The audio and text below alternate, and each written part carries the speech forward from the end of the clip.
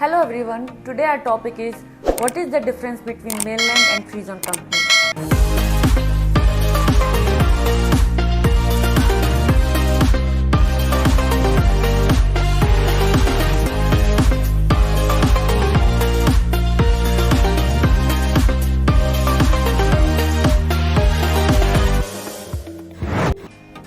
Today in this video, I will cover 12 differences between the Mainland and Freezone company. What are the major big differences when we registered a company in Mainland or local market company or in any free zone of UAE jurisdictions. So let's start it. So the first difference is ownership.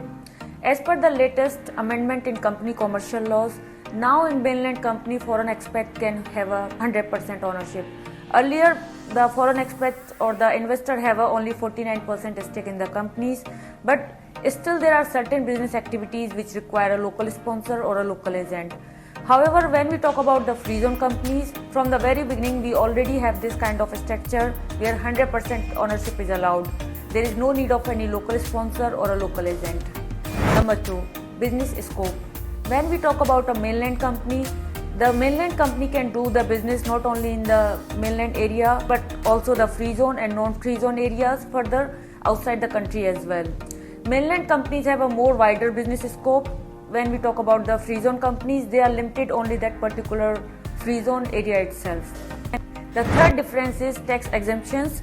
When we talk about a Mainland company, if they do the business locally, they have to pay 5% VAT if they cross the threshold limit of 375,000 dirham. However, when we talk about the free zone companies, generally most of the free zone does not have any taxation part and we call them designated free zones. Further, some free zones have a taxations like 5% VAT and the corporate tax.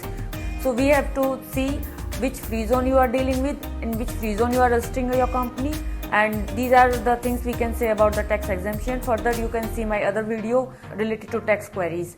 The next one is physical presence requirement.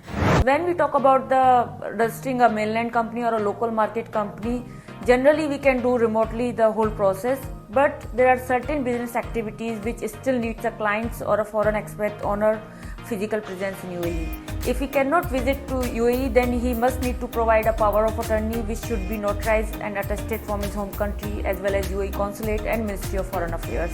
But when we talk about the free zones, almost all free zones have this facility to register a company completely remotely. It means the person or the owner does not need to travel UAE in order to register a company. He can do through passport video verification. The next difference is time frame. When we talk about the Mainland company registration, generally it takes 1 to 2 working days to register a company. Sometimes we can do it even faster if we opt for an instant license, and this kind of license is available for certain business activities.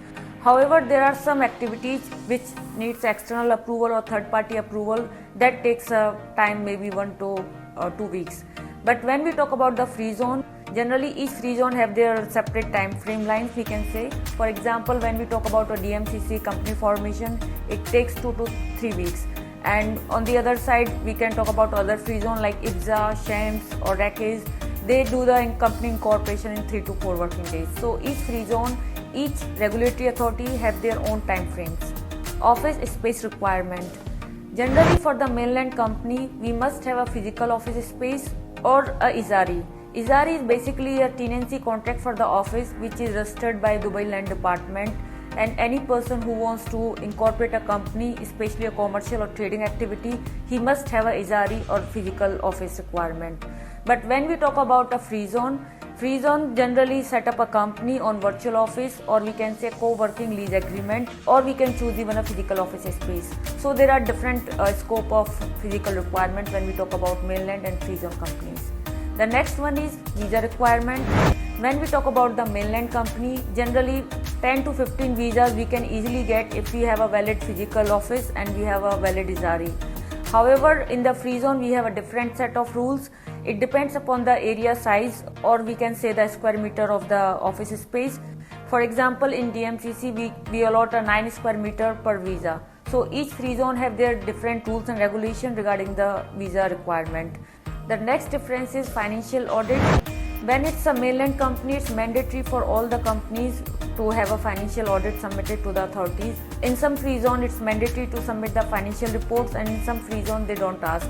For example, in DM60 free zone, it's mandatory to submit the financial audit reports or the financial statement, and same like Dubai South free zone, it's mandatory to submit these reports.